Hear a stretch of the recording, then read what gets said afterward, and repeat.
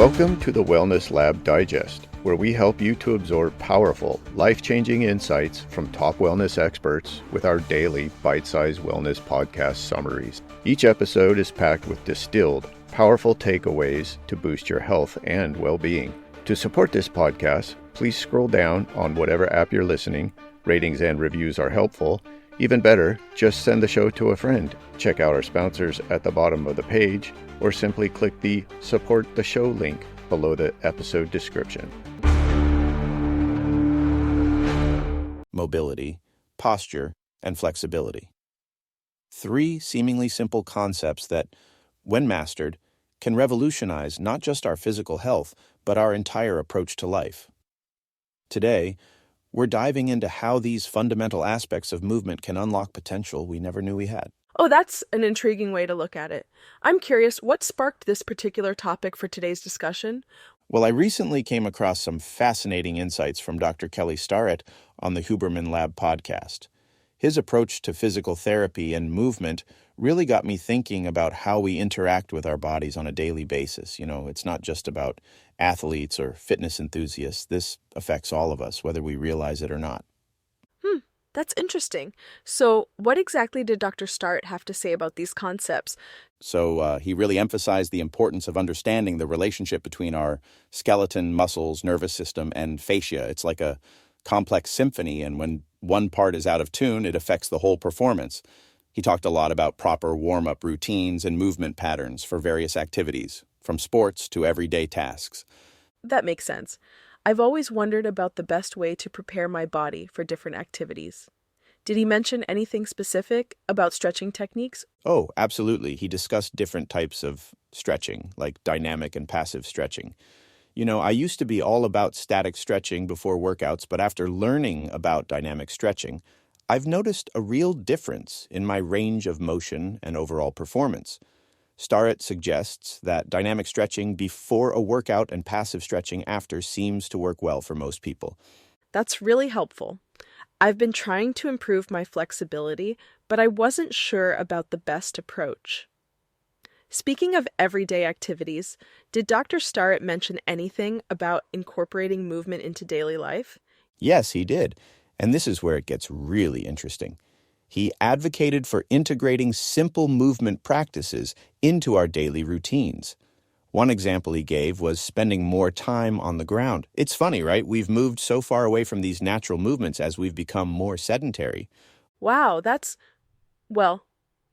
actually a bit eye-opening. I never really thought about how little time we spend on the ground as adults. It's almost like we've forgotten how to move naturally. Exactly. And it's not just about physical health. There's a mental component, too.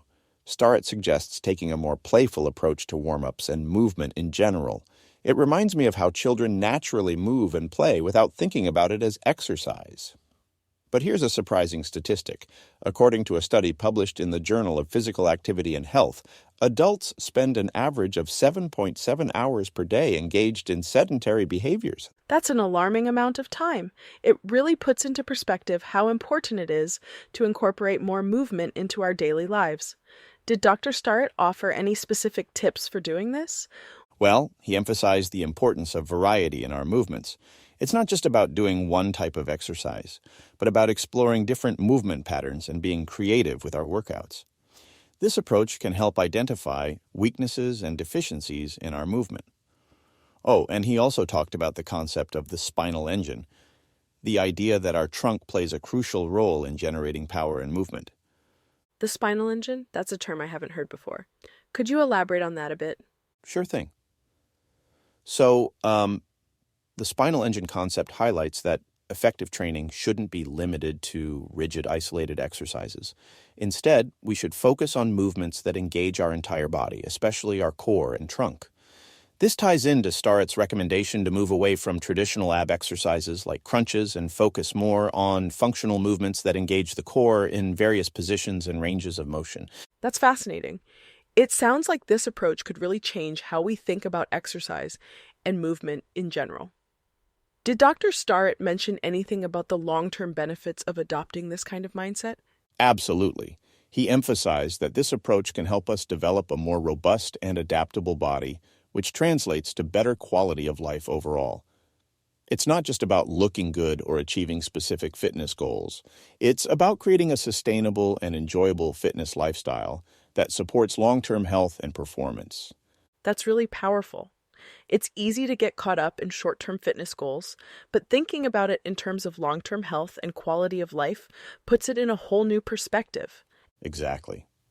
And you know what? This approach isn't just limited to movement. Starrett also touched on nutrition and its role in supporting physical health. He emphasized the importance of a balanced approach to eating with a focus on high-quality protein intake and a variety of fruits and vegetables. Oh, that's interesting. Did he mention any specific foods or supplements? Yeah, he actually did. He talked about the benefits of consuming high-quality protein like Maui venison to support muscle repair and overall well-being. He also mentioned supplements like creatine, omega-3 fatty acids, and vitamin D, especially for teenagers. But what I found really interesting was his emphasis on creating a positive relationship with food.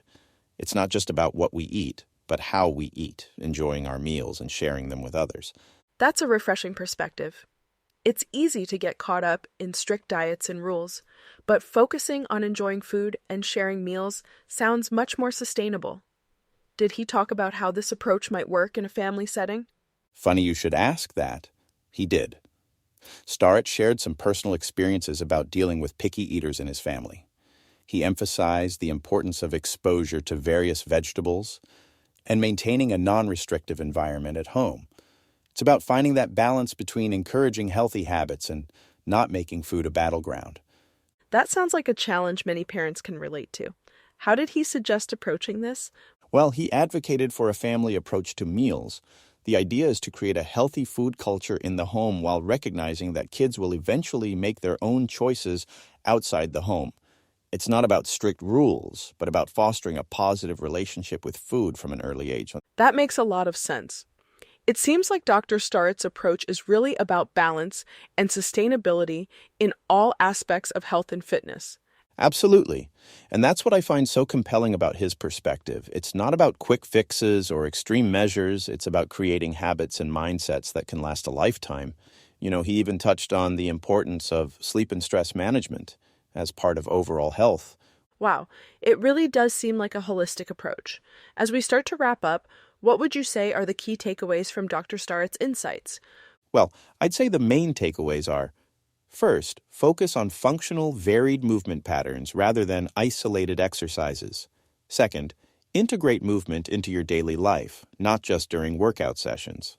Third, approach nutrition with a balanced, positive mindset. And finally, remember that health is about the big picture. It's not just physical, but mental and emotional too. Those are great points. It's given me a lot to think about in terms of my own approach to health and fitness. Same here. And you know what? I think the most important thing to remember is that it's a journey. We're not aiming for perfection, but for continual improvement and enjoyment of the process. So whether it's trying out some new stretches, experimenting with your diet, or just spending more time moving in ways that feel good to you, every small step counts. Well said. I think that's a great note to end on. Any final thoughts for our listeners? Just a reminder to stay curious, stay playful, and most importantly, keep listening to the Wellness Lab Digest for more fascinating discussions on health, wellness, and everything in between. Until next time, keep moving, keep exploring, and keep living your best life. Thank you for listening to the Wellness Lab Digest. If you have received value from the podcast, I have 3 asks of you. 1, share the show with your friends and send them a link to the show. 2, please leave a rating and review in whatever app you're listening. And last but not least, please let me know what topics you would like us to cover in the future. You can contact me by sending me a message using the Send Us a Text link below the episode description.